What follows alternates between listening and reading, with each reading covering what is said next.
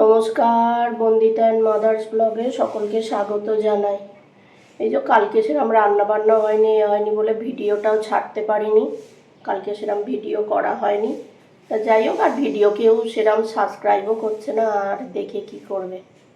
তা যাই হোক, দেখতে থাকো আজকের ব্লগটা, নিশ্চয়ই ভালো লাগবে। সবার চ্যানেলে সাবস্ক্রাইব করছে, আমার চ্যানেল কেউ কারো সাবস্ক্রাইব করার কথা মনে পড়ছে না। যাই হোক, চলো চা খেয়ে নিই। এই যে চাটা খাওয়া হলো, এবার রান্না বসিয়েছি। আর হচ্ছে যে এতদিন ধরে ভিডিও করছি তো এই 180 জন সাবস্ক্রাইবার, ওই জন্য এখন আর রেগুলার বেসিসে ভিডিও দিতে ইচ্ছে করছে না। ওই ভিডিও ঠিক মতো তুলিও না, আর ভিডিও দিতেও ইচ্ছে করছে না। তা যাই হোক, আজকে রান্না করব হচ্ছে ইলিশ মাছের টক। সেদিন ওই ইলিশ মাছটা রয়েছে, ওটা কি ফেলে দেবো বলো? তা খারাপ হোক আর যাই হোক, ওটা টক করে ফেলবো। মা বললো টক কর, অতটা হবে না, অসুবিধা হবে না। তা 4 পিস ইলিশ মাছ ছিল, সেইটা ওই ভেজে নিলাম। নিয়ে ওই তেলের মধ্যেই 5 ফোড়ন দিলাম, আর শুকনো লঙ্কা ফোড়ন দিয়ে, আর তেঁতুলের পাল্প দিয়ে দিলাম। ওই যে ছেঁকে নিয়ে দিচ্ছি, খুব দানা জানো তো, বাজার থেকে এনেছি এবারে তেঁতুলটায়। তা ওইটা দিয়ে দিলাম, দিয়ে এবার একটুখানি নুন আর একটুখানি মিষ্টি আর একটু হলুদ দিয়ে নিলেই হয়ে যাবে। হচ্ছে যে আর টক ওই ফুটে নিলে এবার মাছটা দিয়ে দিলেই হয়ে যাবে। আর মাছটা একটু কড়া করেই ভেজেছি জানো তো। যাই হোক, এদিকে কাজ সেরে নিই। আর মা বলছে করে যা, তাই জন্যে করছি আরও ভিডিও। তা ওই বড়দের কথা শুনতে হয়, হয়তো মার কথাই ফলে যাবে, একদিন না একদিন ঠিক হয়ে যাবে। তা যাই হোক, এবারে মাছ ঝোলটা যেই ফুটে গেছে, মিষ্টিও দিয়ে দিয়েছি এর মাঝখানে। মিষ্টি দিয়ে নিয়ে নুন মিষ্টি আর হলুদ, আর কিছুই নয়। 5 ফোড়ন দেওয়া হয় তো একটা সুন্দর গন্ধ বেরোয়, আর টকটা খেতেও ভালো লাগে। আসলে মাছের টক ফক করি না, আগে খুব হতো জানো তো মাছের টক। আর মাছের টক ফক করলে বেশি সময়ও লাগে না, যেহেতু ডাক্তারে মাকে বারণ করেছে তো। মার টক খাওয়া বারণ, একদম মিষ্টি খাওয়া বারণ, সুগার আছে। আর টক খাওয়া বারণ হচ্ছে যে ওই যেখানে মার বছরে একবার চেক আপ হয়, ওই টেস্ট করিয়ে নিয়ে সেখানে ডাক্তার বারণ করেছে মাকে টক খেতে। এমনিও তো টকের মধ্যে মিষ্টি দেওয়া হবে, সুগারের জন্য সেটাও বারণ। আর হচ্ছে যে ওই ক্যান্সার হয়েছিল না মার, ওই জন্যে। তা যাই হোক, ওই তখনই মাকে বারণ করেছিল টক জাতীয় জিনিস বেশি খেতে। আর এদিকে হচ্ছে চিংড়ি মাছগুলো ভেজে নিলাম, এবার পেঁয়াজটা ভেজে নেব। একটুখানি গুঁড়ি কচুর দম করব। আর আজকে গুঁড়ি কচুর দমটা আমি তো রাত্রিবেলা ভয়েস ওভার দিচ্ছি।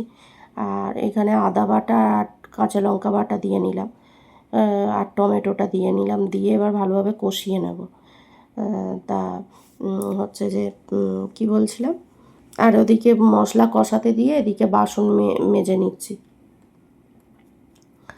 আর মাঝে মধ্যে তো মারও ইচ্ছে করে, মা একটু টক ফক ওই সব খেতে ভালোবাসে, কিন্তু ওই ডাক্তারে বারণ করেছে বলে আর দিই না। তা ওই এদিকে রান্নাও করছি, ওদিকে বাসনও মেজে নিচ্ছি, তাড়াতাড়ি হয়ে যাবে। নাহলে কি হচ্ছে বলো তো, আজকে এত গরম পড়েছে না, বীভৎস গরম পড়েছে। আর নাইটি টাইটি সব ভিজে একদম কাকচান হয়ে গেছি। আর ওর মধ্যে একটু নুন আর হলুদ, আর একটু আগে একটু নুন দিয়েছিলাম, হলুদ আর কাশ্মীরি রেড চিলি দিয়েছি। দিয়ে এবার একটুখানি টমেটোগুলো শক্ত শক্ত আছে তো, ওগুলো একটু জল দিয়ে কষতে দিয়ে দেবো। আর মা হচ্ছে যে ওই কচুটাকে একটু ভাপিয়ে নিয়েছিল, ওই প্রেশার কুকারে দেয়নি বলে, প্রেশার কুকারে দিলে বড্ড গলে যায়, ওই জন্যে আর প্রেশার কুকারে দেয়নি। তাই এদিকে আস্তে আস্তে বাসনগুলো মেজে ফেলছি। বাসনগুলো মেজে নিলে একটা শান্তি, যে রান্নাটা হলে গ্যাসটা মুছলে হয়ে যাবে। ওদিকে সকালবেলা কটা বাসনও, চায়ের বাসন কটা মেজে রেখেছি, টুকটুক করে বাসন মেজে নিচ্ছি। তারপরে এই কাজগুলো করার পরেও তো আজকে আবার ওয়াশরুমটা একটু পরিষ্কার করব, সেটা করতে গেলেও তো অনেকটা টাইম লাগে বলো।